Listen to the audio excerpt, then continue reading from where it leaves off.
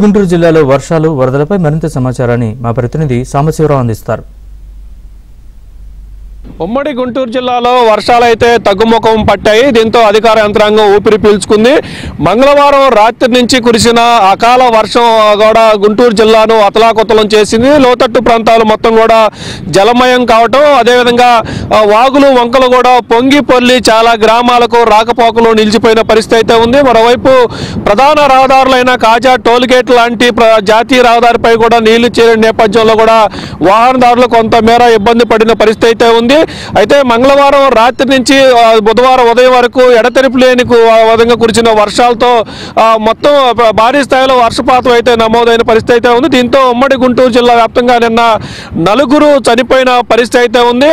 నంబూరు వద్ద 9వ తరగతి విద్యార్థి వాగులో కొట్టుకొని పోయి చనిపోగా, ఉద్దండరాయనిపాలెం వద్ద 2 కార్మికులు ఇసుక పడవను తీసుకొచ్చే ప్రయత్నాలు కూడా 2 గల్లంతైన పరిస్థితి అయితే ఉంది. మరోవైపు రాజుపాలెం మండలం కొండమూడు వద్ద పోతుల వాగులో మరొక మృతదేహం అయితే బయటికి మృతదేహం లభించిన పరిస్థితి అయితే ఉంది. ఇక నిన్న ఉన్న వరద ఉధృతి, వర్షం నేపథ్యం వాతావరణ శాఖ చెప్పిన అంచనాల మేరకు ఈ రోజు కూడా భారీ వర్షాలు పడతాయని అంచనా మేరకు గుంటూరు, పల్నాడు జిల్లాల కలెక్టర్లు జిల్లా వ్యాప్తంగా అయితే అన్ని ప్రభుత్వ ప్రైవేటు విద్యా సంస్థలతో పాటు అంగన్వాడీ అంగన్వాడీ స్కూల్స్ కూడా సెలవులు ప్రకటించిన పరిస్థితి అయితే ఉంది. అయితే అధికార యంత్రాంగం ఇప్పటికే పూర్తి స్థాయిలో అప్రమత్తమైంది.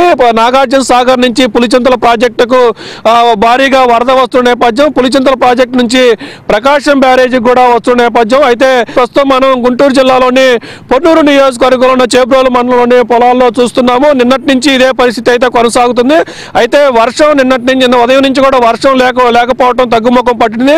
కూటమి ప్రభుత్వం అప్రమత్తమైంది. స్థానికంగా ఉన్న ప్రజాప్రతినిధులతో పాటు అధికార యంత్రాంగాన్ని కూడా అప్రమత్తం చేసిన నేపథ్యంలో లోతట్టు ప్రాంతాల ప్రజలను మొత్తం కూడా ఇప్పటికే పూర్తి స్థాయిలో సురక్షిత ప్రాంతాలకు తరలించిన పరిస్థితి అయితే ఉంది. పులిచింతల ప్రాజెక్టు నుంచి 3,40,000 క్యూసెక్కుల నీరు దిగువకు విడుదల చేశారు. ఇది ప్రకాశం బ్యారేజ్ చేరి అక్కడి నుంచి స్థానికంగా ఉన్న వాగులు వంకల ద్వారా వచ్చిన వరదతో పాటు 4 లక్షల పైసలకు వరద ప్రకాశం బ్యారేజ్ నుంచి దిగువకు విడుదల చేస్తున్న నేపథ్యంలో ప్రకాశం బ్యారేజ్ నుంచి వస్తున్న వరద మొత్తం కూడా గుంటూరు ఛానల్ ద్వారా వచ్చి మంగళగిరి నియోజకవర్గం, పొన్నూరు, పత్తిపాడు నియోజకవర్గంలోని పొలాలు, లోతట్టు ప్రాంతాలు, వాగులు వంకలు మొత్తం కూడా పూర్తిగా సముద్రాలు వాగులను తలపిస్తున్న పరిస్థితి అయితే ఉంది. ఈ కారణంలోనే నిన్న ఆచార్య నాగార్జున యూనివర్సిటీలో గుంటూరు కెనాల్లో నుంచి నీరు నాగార్జున యూనివర్సిటీలోని వసతి గృహాల్లోకి చేరడంతో కూడా అక్కడ విద్యార్థులు ఇబ్బంది పడిన పరిస్థితి అయితే ఉంది. మరోవైపు జాతీయ రహదారి ఉన్న టోల్గేట్, కాజా టోల్గేట్ వద్ద కూడా జాతీయ రహదారిపై నీరు రావడంతో కూడా వాహనదారులు కొంత ఇబ్బంది పడిన పరిస్థితి అయితే ఉంది.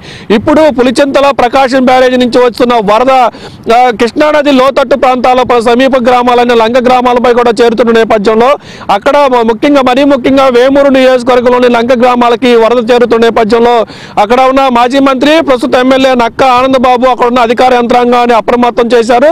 మరోవైపు బాపట్ల జిల్లా కలెక్టర్ మురళితో కలిసి స్థానికంగా ప్రజలకు ఇబ్బంది కలగకుండా ఇప్పటికే లోతట్టు ప్రాంతాలు, లంక గ్రామాల ప్రజలను అయితే సురక్షిత ప్రాంతాలకు తరలించిన పరిస్థితి అయితే ఉంది. అయితే అదృష్టం కొద్దీ నిన్న సాయంత్రం నుంచి కూడా మంగళవారం నైట్ పడిన మేరకు వర్షం పడిందని అందరూ వాతావరణ శాఖ అంచనాలు వేసినప్పటికీ కూడా వర్షం లేకపోవడంతో కూడా అధికార యంత్రాంగం, ప్రభుత్వం కొంత ఊపిరి పీల్చుకున్న పరిస్థితి అయితే ఉంది. ప్రస్తుతం వర్షం లేకపోయినప్పటికీ కూడా ఎగువ నుంచి వస్తున్న వరద అయితే కొనసాగుతూనే ఉంది.